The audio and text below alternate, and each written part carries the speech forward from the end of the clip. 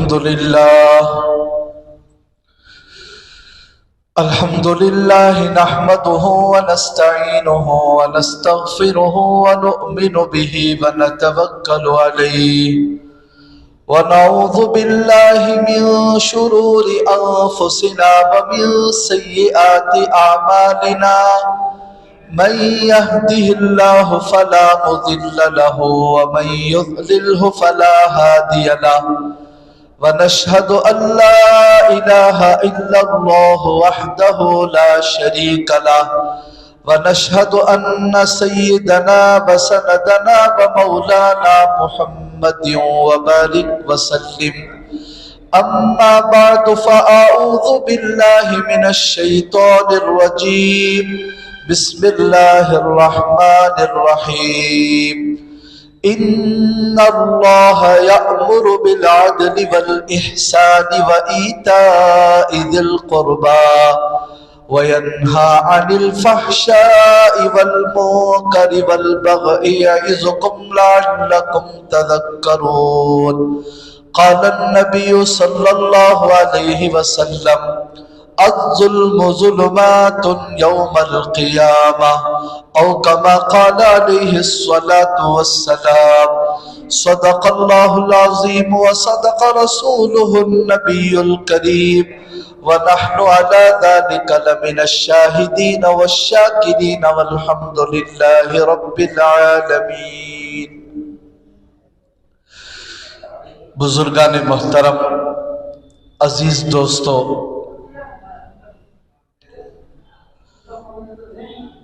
ہم سب جانتے ہیں قرآن مجید میں 6660 پر 6 آیتیں ہیں.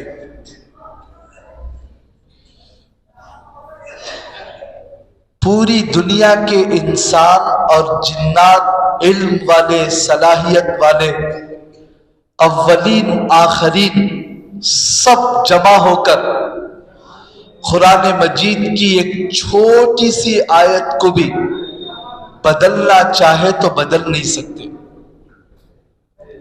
قرآن کریم کا ہر حرف محفوظ ہے، ہر آیت محفوظ ہے، لیکن قرآن کریم کی ایک ایک آیت کے اندر اللہ نے یہ تاثیر رکھی ہے کہ وہ ہر ایک کو بدل سکتی ہے. ہم قرآن کو نہیں بدل سکتے، لیکن قرآن اور قرآن کی ایک ایک آیت ہم سب کو بدل سکتی ہے. اللہ نے وہ تاثیر قرآن مجید کے اندر رکھا ہے. اللہ کا کلام ہے، اللہ کا نور اس کے اندر موجود ہے. اللہ نے خود قرآن مجید کے بارے میں فرمایا ھدی للناس، قیامت تک آنے والے انسانوں کے لیے ہدایت ہے. لیکن کس کے لیے؟ جس کے اندر واقعتاً طلب ہے، ہدایت کا خواہش مند ہے، غلط راستے سے بچنا چاہتا ہے، سیدھے راستے پر چلنا چاہتا ہے، اس کے لیے اللہ نے قرآن مجید کو ہدایت بنا کر اتارا ہے. تو اسی قرآن مجید کی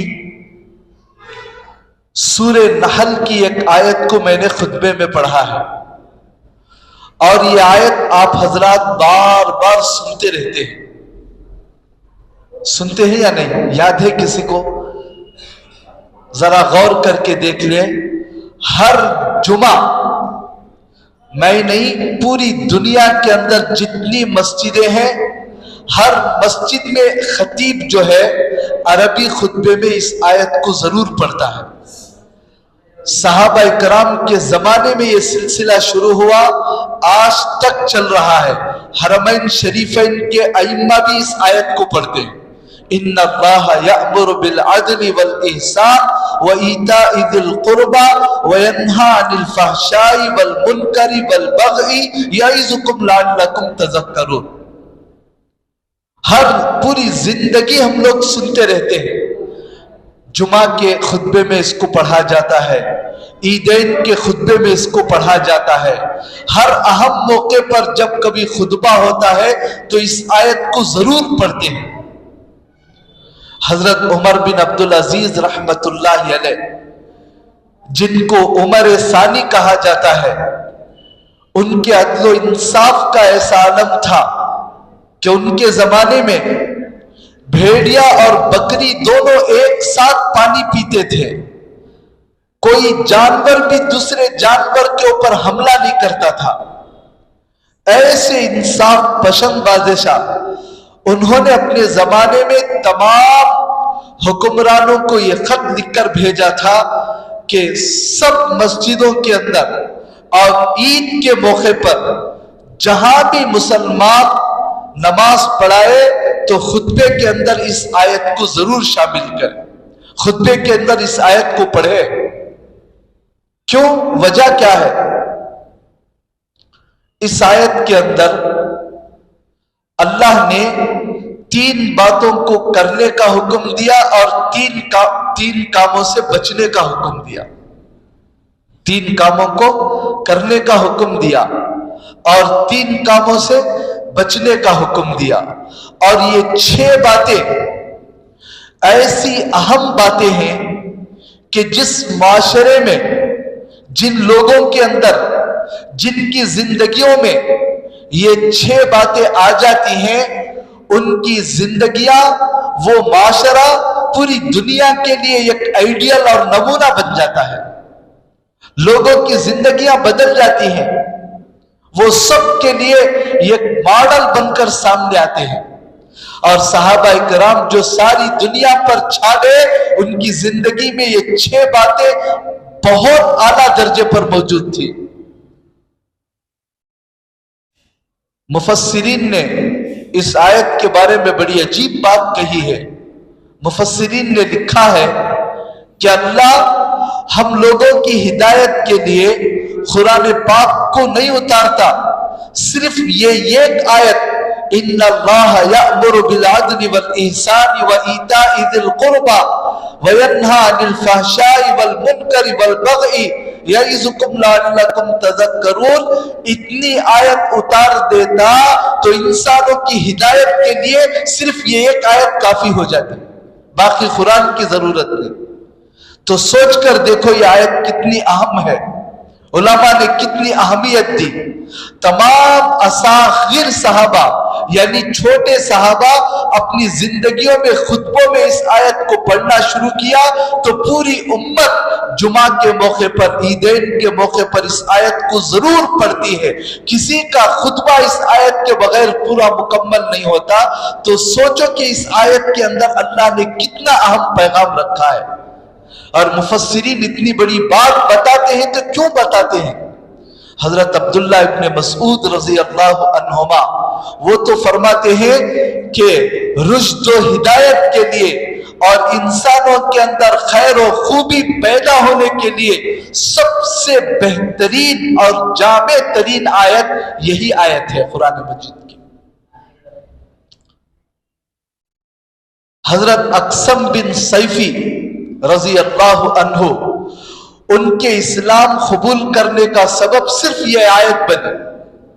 حضرت اقسم بن سیفی رضی اللہ عنہ یہ قبیلے کے بڑے سردار تھے، اور اس زمانے میں لوگ اپنے سرداروں کے دین پر ہوتے تھے، اپنے بادشاہوں کے دین پر چلتے تھے، جیسے بڑے ان کے چھوٹے ویسے، جس مذہب پر سردار ہوتے تھے قوم کے لوگ اسی مذہب پر ہوتے تھے۔ اسی لیے اللہ کے نبی علیہ السلام جب طائف کا سفر کیے تو سب سے پہلے سرداروں سے ملاقات کی۔ اگر سردار مان لے تو باقی پوری قوم کا اسلام قبول کرنا آسان ہو جاتا ہے۔ بڑوں سے بات کرتے، بڑے مان لیے تو چھوٹوں کو سمجھانا کوئی مشکل نہیں ہوتا، لیکن بڑے اگر ہٹ دھرمی پر آ گئے تو پھر چھوٹوں کو سمجھانا اور بھی مشکل ہو جاتا ہے۔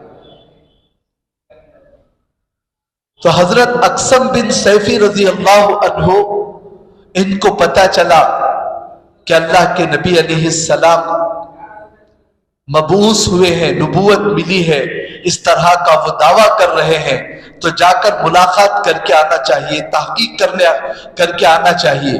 تو لوگوں نے ان کو منع کیا کہ آپ قوم کے سردار ہیں، آپ مت جائیں، کسی اور کو بھیج دیں۔ تو حضرت اقسم بن سیفی رضی اللہ عنہ نے 2 آدمیوں کو بھیجا، تم جاؤ اور جا کر ان سے معلوم کر کے آؤ کہ وہ کون ہیں، کیا پیغام دیتے ہیں، کیا کام کرتے ہیں، کس چیز کی طرف دعوت دیتے ہیں۔ تو وہ دونوں اللہ کے رسول کے پاس آئے اور آ کر 2 سوال کیے، من انتا وما انتا، آپ کون ہیں اور آپ کیا ہیں؟ 2 سوال کیے اور دونوں کا اللہ کے نبی نے مختصر جواب دیا، محمد بن عبداللہ رسول اللہ، میں عبداللہ کا بیٹا ہوں، اللہ کا رسول ہوں، اس کے علاوہ کچھ نہیں کہا۔ اور بس یہ آیت پڑھ دی، ان اللہ یأمر بالعدل والاحسان وایتاء ذی القربى وینہی عن الفحشاء والمنکر والبغی یعظکم لعلکم تذکرون۔ 2-4 دفعہ اللہ کے نبی نے اس آیت کو دہرایا، اتنا دہرایا کہ وہ دونوں کو یہ آیت یاد ہو گئی۔ اب اللہ کے نبی وہاں سے چلے گئے۔ اب یہ دونوں دوسرے لوگوں کے پاس جا کر اللہ کے نبی کے بارے میں معلوم کیا، ان کا خاندان کون سا ہے، کیا کرتے ہیں، سب معلوم کر کے گئے۔ اور جا کر ساری قوم موجود ہے حضرت اقسم بن سیفی رضی اللہ عنہ کے پاس، قوم کے سردار ہیں۔ جا کر کہا کہ ہم نے 2 سوال کیے، دونوں کا یہ جواب دیا، خاندان کے بارے میں معلوم کیا تو پتہ چلا کہ بہت اونچا خاندان ہے، اور ہمارے سامنے انہوں نے کچھ عربی میں پڑھا، ہم اس کو یاد کر کے آ گئے ہیں۔ یہ نہیں کہا کہ یہ قرآن کی آیت ہے، اپن کو کیا پتا، وہ بھی نئے آدمی ہیں، وہی ہے اللہ کا کلام ہے، کچھ بھی پتا نہیں، انہوں نے کچھ پڑھا، ہم اس کو یاد کر کے آئے ہیں۔ اچھا کیا پڑھا سناؤ؟ تو جیسے ہی اس آیت کو پڑھا، حضرت اقسم بن سیفی، وہ تو عربی دان تھے، عربی سمجھتے تھے، ان کو ترجمے کی کوئی ضرورت نہیں تھی، سمجھانے کی کوئی ضرورت نہیں ہے، سنتے ہی اپنی قوم سے کہا کہ دوسرے لوگ ایمان قبول کرنے میں آگے بڑھنے سے پہلے ہم لوگوں کو آگے بڑھنا چاہیے۔ اللہ کے نبی کو دیکھا بھی نہیں، بات بھی نہیں کی، صرف آیت سنتے ہی پوری کی پوری قوم کے ساتھ حضرت اقسم اسلام قبول کر دیے۔ کہ واقعتاً اس آیت کو سننے سے اندازہ ہوتا ہے کہ یہ اچھے اخلاق کی تعلیم دیتے ہیں اور برے اخلاق سے منع کرتے ہیں۔ حضرت عثمان بن مظعون رضی اللہ عنہ، وہ بھی ایک بڑے جلیل القدر صحابی ہیں، وہ خود فرماتے ہیں اپنا واقعہ کہ جب میں اسلام قبول کیا تو بس دیکھا دیکھی میں نے اسلام قبول کر لیا، لوگ اسلام قبول کر لیں میں بھی اسلام قبول کر لیا، مجھے کچھ بھی پتا نہیں تھا کہ اسلام کیا ہے۔ اب قبول کر لینے کے بعد اندر سے شرح صدر نہیں تھا، یعنی دل مطمئن نہیں تھا، جیسے ہم لوگ بھی کرتے رہتے ہیں، بہت سارے کام دیکھا دیکھی، تحقیق نہیں کرتے کہ یہ اللہ کا حکم ہے، نبی کا حکم ہے، سنت ہے، بدعت ہے، گمراہی ہے، ہدایت ہے، کچھ بھی نہیں، بس دیکھا دیکھی جو کر رہے وہ کر رہے ہم بھی لوگ۔ تو ویسے ہی حضرت عثمان بن مظعون دیکھا کہ لوگ جوق در جوق اسلام قبول کر لے، وہ بھی اسلام قبول کر لے، لیکن اندر سے مطمئن نہیں تھے کہ یہ اسلام ہے کیا چیز۔ تو اللہ کے رسول کے پاس گئے، اتفاق سے اللہ کے نبی کے پاس بیٹھے تھے کہ وحی کے آثار شروع ہوئے۔ جب اللہ کے رسول کے اوپر وحی آتی تھی بالکل بدن وزنی ہو جاتا تھا، پسینہ نکلتا تھا، اتنا وزنی کہ صحابی فرماتے ہیں ایک مرتبہ اللہ کے نبی کی ران میرے ران پر تھی، اللہ کے نبی کے اوپر وحی نازل ہوئی تو میری ران کے اوپر اتنا بوجھ پڑا، میں سمجھ رہا تھا کہ میری ران ٹوٹ جائے گی۔ اونٹنی پر بیٹھتے تو اللہ کے نبی پر وحی اترتی تو اس کے بوجھ کی وجہ سے اتنا وزنی کہ اونٹنی جو ہے کھڑنے کی طاقت نہیں رکھتی تھی، بیٹھ جاتی تھی نیچے۔ تو اللہ کے رسول کے اوپر وحی کے آثار شروع ہوئے اور یہ آیت اتری، اللہ کے نبی نے صرف آیت کو پڑھ کر سنایا. بھئی ابھی یہ آیت اتری ہے, ان اللہ یأمر بالعدل والإحسان وإیتاء ذی القربى وینہی عن الفحشاء والمنکر والبغی یعظکم لعلکم تذکرون. حضرت عثمان بن مسعود رضی اللہ عنہ فرماتے ہیں, اس آیت کو سنتے ہی میرا دل اسلام کے اوپر مطمئن ہو گیا کہ واقعتاً جس چیز کو میں نے قبول کیا ہے یہ میری دونوں جہاں کے لیے نجات کا ذریعہ ہے. تو ایسی زبردست آیت ہے یہ. اس آیت کے اندر اللہ نے 6 باتیں بتائی ہیں. تو اس آیت میں سب سے پہلی بات, ان اللہ یأمر بالعدل, بے شک اللہ تعالی عدل کا حکم کرتا ہے. عدل کا ترجمہ آتا ہے انصاف کرنا. اللہ جو ہے انصاف کرنے کا حکم دیتا ہے. یہ نہیں کہا کہ کہاں انصاف کرنا ہے, صرف حکم دیا انصاف کرنا. انصاف کے معنی ہر چیز کو اس کی جگہ پر رکھنے کا نام انصاف ہے. اب یہ انصاف ہے چھوٹا لفظ, لیکن اس کے اندر بہت گہرائی ہے. سر کے بال سے لے کر پیر کے ناخن تک, انسانوں سے لے کر جانوروں تک, مخلوق اللہ کی ساری مخلوق کے ساتھ, کافروں کے ساتھ, مسلمانوں کے ساتھ, ہر ایک کے ساتھ, بیوی بچے سب کے ساتھ اللہ کا حکم یہ ہے کہ انصاف کرو, انصاف کرو, عدل قائم کرو. اللہ کے ساتھ, اللہ کے پیغمبروں کے ساتھ, صحابہ کے ساتھ, ولیوں کے ساتھ, بڑوں کے ساتھ, چھوٹوں کے ساتھ, ہر ایک کے ساتھ انصاف کرو. اللہ کے ساتھ انصاف کا مطلب کیا ہے؟ اللہ نے جو سر ہمیں دیا ہے, یہ سر اللہ کے علاوہ کسی دوسرے کے پاس جھکانا یہ انصاف کے خلاف ہے. جس ذات نے ہمیں پیدا کیا اسے چھوڑ کر دوسرے سے مانگنا یہ انصاف کے خلاف ہے. جو ذات ہمیں روزی پہنچاتی ہے اسے چھوڑ کر دوسروں سے امیدیں وابستہ کرنا یہ عدل کے خلاف ہے. تمام انبیاء کے ساتھ عدل کیا جائے, تمام انبیاء کا ادب اور احترام کیا جائے. اللہ کے نبی کے دربار میں 2 آدمی بات کر رہے تھے ایک پیغمبر کے بارے میں, حضرت یونس علیہ السلام کے بارے میں. ایک آدمی کہہ رہے تھے یونس علیہ السلام نے اپنی قوم کے لیے بد دعا کر کے نکل گئے, اگر ہمارے نبی وہاں ہوتے تو بد دعا نہ کرتے. اللہ کے نبی کے کان میں یہ بات پڑی تو اللہ کے نبی نے فوراً دونوں کو ڈانٹا, ہرگز مجھے یونس اور میرا دونوں کا مقابلہ نہ کرو, تمام پیغمبروں کا ادب اور احترام کرو. اسی لیے ہمارے عقائد میں ہے کوئی بھی آدمی مسلمان کسی پیغمبر کو بھی یہ اونچے, یہ نیچے, یہ ایسے, وہ ایسے, ہمارے نبی یہ کیے, ان کے نبی یہ کیے, اپنے زبان سے نکالتا ہے تو اس کا ایمان خطرے میں پڑ جاتا ہے, وہ مسلمان کی حالت میں باقی نہیں رہتا. ہمارا ایمان ہے تمام انبیاء افضل ہیں, کس کا پہلے کس کا بعد مقام وہ اللہ جانتا ہے. ہاں تمام انبیاء سے افضل ہمارے نبی ہیں اتنا تو معلوم ہے, باقی کون بڑا کون چھوٹا کس کا کیا مقام وہ اللہ جانتا ہے. ہم میں سے کسی کو اس بات کی اجازت نہیں ہے فلاں نبی نے ایسا کیا, ہمارے نبی نے ایسا کیا. انبیاء کے درمیان تقابل کرنے سے ایمان خطرے میں پڑ جاتا ہے. تو انبیاء کے درمیان عدل کا مطلب یہ ہے تمام پیغمبروں کی قدر کی جائے, ہمارا یہ یقین بنایا جائے سب پیغمبر برحق تھے, ان کی تعلیمات صحیح تھی. ہاں اب ہم عمل کریں گے اللہ کے نبی کی شریعت پر. صحابہ کے ساتھ بھی نبی کو نبی کا مقام دیا جائے یہ عدل ہے, اللہ کو اللہ کا مقام دیا جائے. نبی کو اللہ کے صفات جائن نہیں کر سکتے, نبی کو یہ نہیں کہہ سکتے کہ ان کو غیب کا علم ہے, یہ عدل کے خلاف ہے. نبی کا مقام الگ ہے, اللہ کا مقام الگ ہے, صحابہ کا مقام الگ ہے, اولیاء کا مقام الگ ہے, سب کا مقام الگ ہے. جس کا جو مقام ہے اس مقام کا ادب اور احترام کرنے کا نام عدل ہے.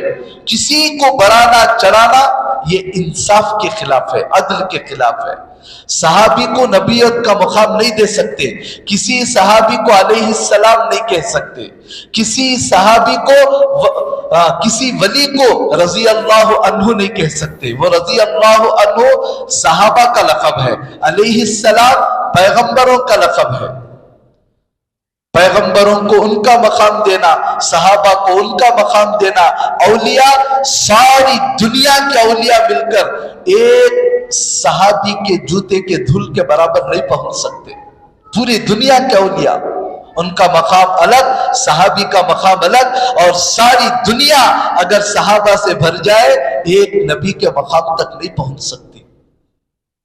تو جس کا جو مقام ہے اس کو وہ مقام دینے کا نام عدل ہے، انصاف کرنا، عقائد میں انصاف، معاملات میں انصاف، معاشرت میں انصاف، کھانے پینے میں انصاف، تقسیم میں انصاف، سب کے ساتھ برابری کرنے کا نام عدل ہے۔ اور اللہ نے اس آیت میں سب سے پہلے یہی حکم دیا کہ عدل قائم کرو، عدل قائم کرو، انصاف قائم کرو۔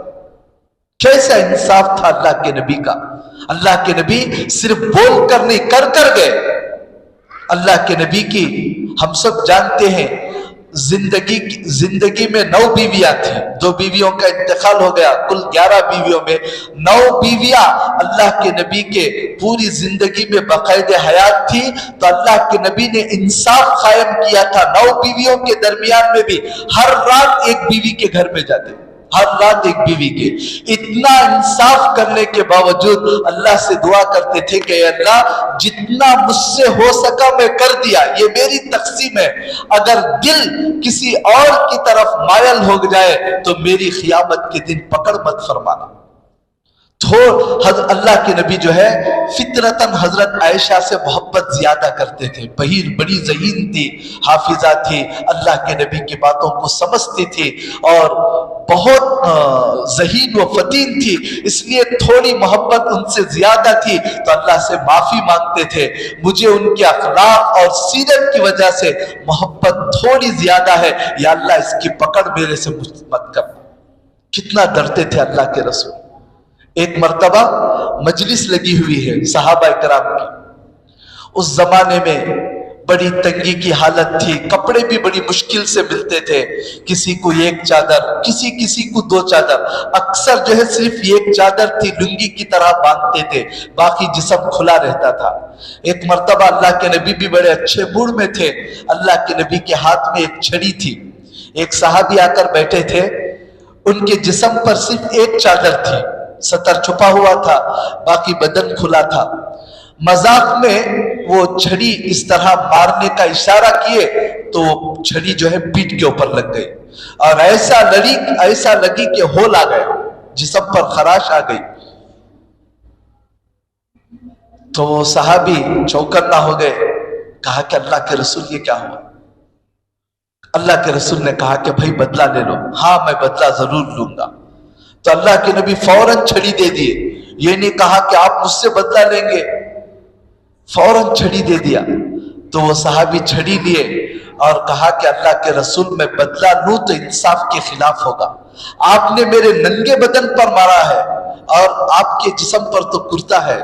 تو اللہ کے نبی فوراً کرتا نکال دیے اور کمر ان کے سامنے کیے، تو وہ چھڑی کو دور پھینکا اور فوراً پیٹ سے لگ گئے، چمٹ گئے، پیار کرنے لگے۔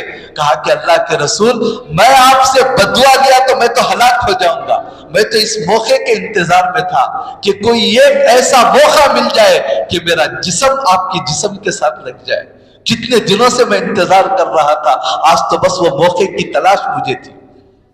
تو اس واقعے سے دیکھو کہ اللہ کے رسول کا انصاف کیا ہے، صحابہ اکرام کا طریقہ بھی دیکھیں۔ ایک صحابیہ فاطمہ مخزومیہ، اس نے چوری کر لی، صحابیہ نے چوری کر لی، اللہ کے نبی کے پاس مقدمہ آیا تو اللہ کے رسول کے ایک چہیتے صحابی آئے اور آ کر کہا کہ فاطمہ مخزومیہ بڑے اونچے خاندان کی ہے، بہت عزت والی ہے، اس کا ہاتھ کاٹیں گے تو بڑا خراب ہوگا، آپ سے درخواست ہے کہ چھوڑ دیں۔ اللہ کے نبی ایک دم برہم ہو گئے، ناراض ہو گئے، اور ناراض ہو کر کہا اللہ کی قسم اگر اس کی جگہ میری بیٹی فاطمہ ہوتی تو اس کا ہاتھ بھی میں کاٹ دیتا۔ انصاف کا یہ عالم تھا اللہ کے نبی کا، سب کے ساتھ ایک برتاؤ، یہ نہیں کہ اپنا ہے تو اس کے ساتھ الگ، دوسرا ہے تو اس کے ساتھ الگ، جیسے یہودیوں نے شریعت ہی کو بگاڑ دیا۔ اللہ کے نبی کے زمانے میں یہودی بھی وہاں تھے مدینہ منورہ میں، تو ایک جوڑے نے زنا کا کام کر دیا، ایک مرد ایک عورت نے، اور اللہ کے نبی کی شریعت میں کیا، تمام آسمانی شریعتوں میں زنا کی سزا کیا تھی، اس کو پیٹ تک کھود کر گڑا گاڑتے اور پتھر سے سنگسار کر کے ختم کر دیتے تھے، جان سے مار دیتے تھے، یہی سزا تھی۔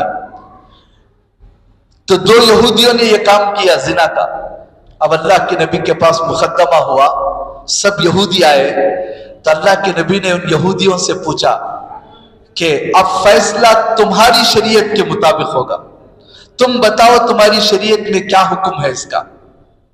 تو انہوں نے کہا کہ ہماری کتاب تورات میں تو لکھا ہے کہ اگر کوئی بدکاری کرے تو اسے جو ہے چہرے پر کالک ملا جائے، لوگوں کے سامنے رسوا کیا جائے اور مارا جائے، بس اور کچھ نہیں۔ تو حضرت عبداللہ بن سلام رضی اللہ عنہ جو یہودیوں کے بہت بڑے عالم تھے، بعد میں اسلام قبول کر لیا، وہ بھی وہاں موجود تھے، وہ فوراً آئے اور آ کر کہا کہ دیکھ تورات میں دیکھ کر بتا کہ کیا لکھا ہے۔ ان کو تو تورات سب یاد تھی، وہ یہودی تورات لے کر آئے، سامنے رکھ کر اللہ کے نبی کے سامنے تورات پڑھا، دیکھو کیا لکھا ہے، لکھ کر جہاں رجم کرنے کا حکم تھا اس ٹکڑے کو چھوڑ کر آگے کا پڑھ دیا۔ تو فوراً حضرت عبداللہ بن سلام نے انگلی رکھا، کہا کہ اس جگہ کو پڑھ کر بتا، دھوکہ دے رہا ہے تو پھر حضرت عبداللہ بن سلام رضی اللہ عنہ نے کہا اللہ کے نبی تورات کے اندر بھی یہی احکام تھے، بس ان یہودیوں نے اپنی خواہش کے لیے اللہ کے احکام کو بدل دیے، لیکن اسلام بالکل انصاف پسند مذہب تھا، چاہے اپنا ہو چاہے غیر ہو، چاہے مالدار ہو چاہے غریب ہو، سب کے لیے حکم ایک ہی۔ اسی بات کو اللہ نے قرآن مجید میں اس آیت کے اندر سب سے پہلا حکم یہ دیا، ان اللہ یأمر بالعدل، بے شک اللہ تعالیٰ بھی عادل ہے، اللہ کے نبی بھی عادل ہیں، اور اللہ بندوں کو بھی حکم دے رہا ہے کہ تم بھی انصاف کرو، انصاف کرو، فیصلہ صحیح کرو، غلط فیصلے مت کرو، کسی کے اوپر ظلم نہ کرو، ہر چیز میں ہر معاملے میں انصاف کرو۔ اگر واقعات کو دیکھتے جائیں تو ہزاروں واقعات قرآن مجید کے اندر قرآن مجید میں بھی ملتے ہیں، حدیثوں میں تو صحابہ اور تابعین کے اتنے واقعات مل جاتے ہیں۔ میں صرف ایک واقعہ بتا کر بات ختم کرتا ہوں۔ حضرت عمر رضی اللہ عنہ کے زمانے میں امیر المؤمنین تھے، تقریباً 3 پاؤ دنیا کے بادشاہ تھے۔ حضرت عمر کے پاس آ کر شکایت کیے کچھ لوگ حضرت عباس رضی اللہ عنہ کے مکان کی۔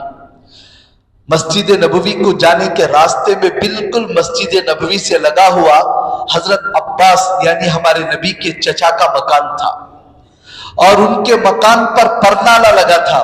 پرنالا کہتے ہیں بارش کا پانی گرنے کے لیے جو لگایا جاتا ہے، کیا کہتے ہیں اسے ہماری زبان میں؟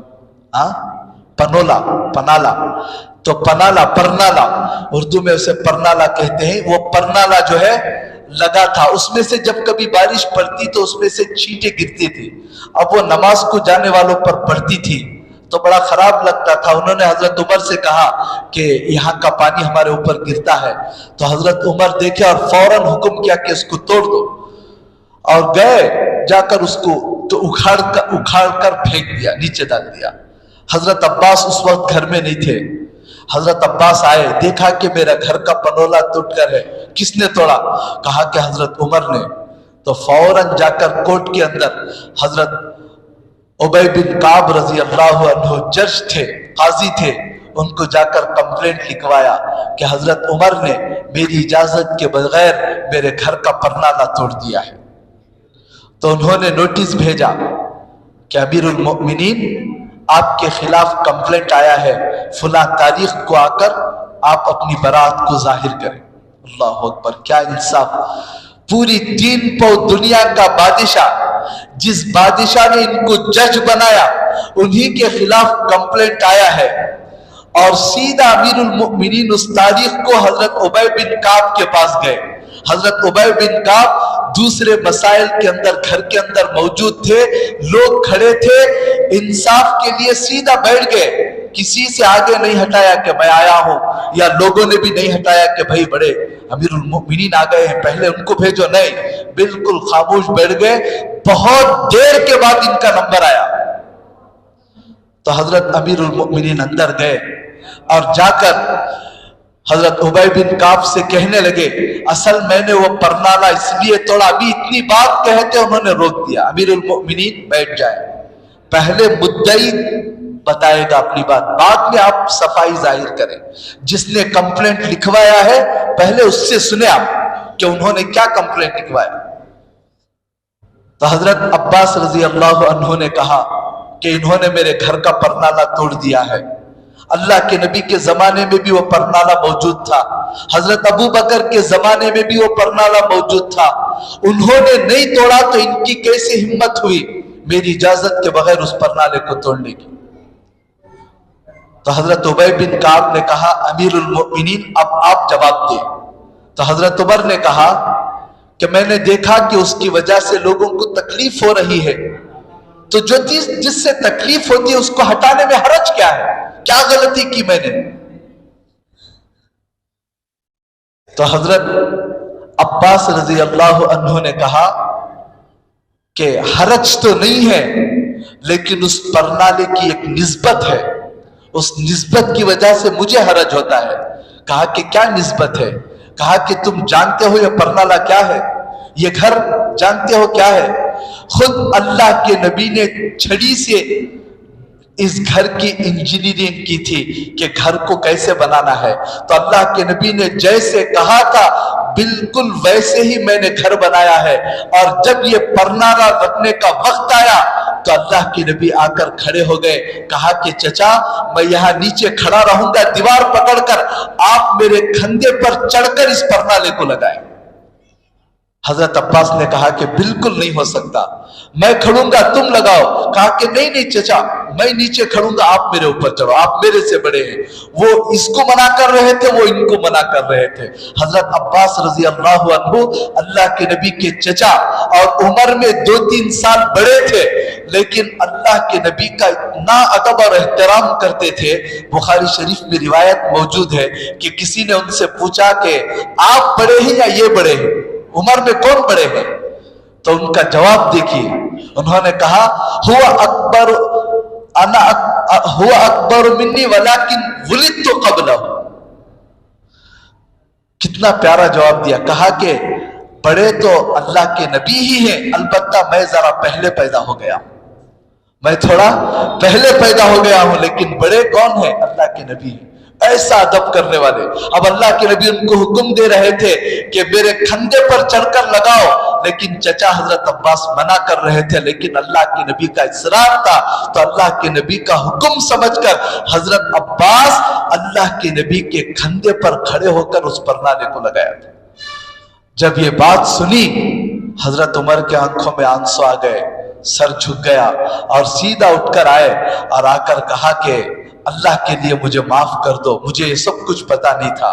तो हजरत उबय बिन काब ने कहा कि तेरी अभी फैसला बाकी है, ये परनाला अल्लाह के नबी आपके कंधे पर चढ़कर लगाए तो कोई गवाह मौजूद है, किसी ने देखा था, गवाह को लाकर पेश करें।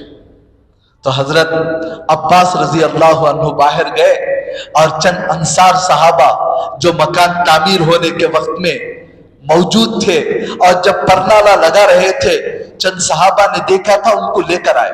वो सब आकर गवाही दिए कि हम गवाही देते हैं, हमने अपने आंखों से देखा कि अल्लाह के नबी दीवार को पकड़कर खड़े थे और हजरत अब्बास अल्लाह के नबी के कंधे पर रखकर ये परनाला लगाए थे।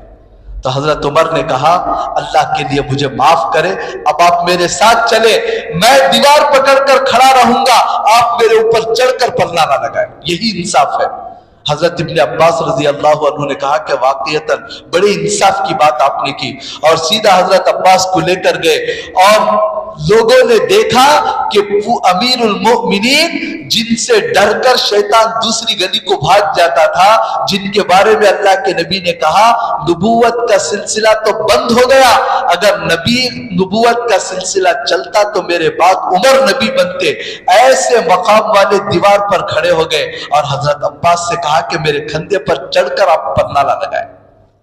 تو حضرت عباس چڑھ گئے، پرنالہ لگائے، اور اتر کر کہا کہ امیر المؤمنین یہ جو کچھ ہوا وہ صرف میرا حق اصول کرنے کے لیے میں نے کیا تھا، میرا حق اصول ہو گیا، آپ انصاف پسند بادشاہ ہیں، آپ نے بالکل انصاف کیا، اب آپ میری بات سن لیں، اب یہ جو جتنا مکان ہے میں اللہ کے لیے وقف کرتا ہوں، اس مکان کو لے کر آپ توڑ کر سب حصہ مسجد کے اندر شامل کر دیں۔